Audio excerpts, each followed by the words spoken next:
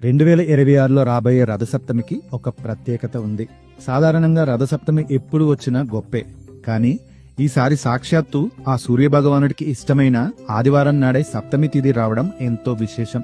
సూర్య జయంతి రోజున సూర్యుడు తన రథాన్ని దక్షిణం నుండి ఉత్తర దిశకు మారుస్తాడు. ఈ అద్భుతమైన రోజున మీ పిల్లల చేత ఒకే ఒక్క పని చేస్తే వారికి ఆయురారోగ్యాలు, అఖండ ఐశ్వర్యం సిద్ధిస్తాయని వేద పండితులు చెబుతున్నారు. అసలు ఆ రోజు ఏం చేయాలి? 7 జిల్లేడు ఆకుల రహస్యమేంటి? ఉప్పుతో చేయాల్సిన ఆ పరిహారం ఏంటి? ఈ వీడియోలో పూర్తిగా తెలుసుకుందాం. మాఘశుద్ధ సప్తమి సూర్యభగవానుడు పుట్టినరోజు, అందుకే దీనిని సూర్య జయంతి అంటారు.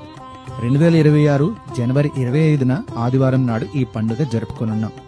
ఈ రోజు నుండే సూర్యుడు 7 గుర్రాల రథంపై ఉత్తరాయణ యాత్రను ప్రారంభిస్తాడు.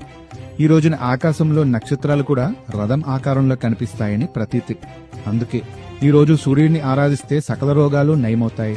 ఇక అసలైన విషయం, మీ పిల్లలు ఆరోగ్యంగా తెలివిగా ఉండాలంటే ఈ రథసప్తమి నాడు అరుణోదయ స్నానం తప్పనిసరి.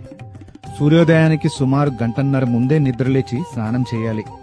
ముఖ్యమైన నియమం, పిల్లలను తూర్పుముఖంగా కూర్చోబెట్టాలి. మొత్తం 7 జిల్లేడాకులను తీసుకోవాలి. తల మీద 1, 2 భుజాల మీద 2, 2 మోకాళ్ళ మీద 2, 2 పాదాల మీద 2 ఇలా ఉంచి తల మీద నీళ్లు పోస్తూ స్నానం చేయించాలి. ఆ తర్వాత సూర్యుడికి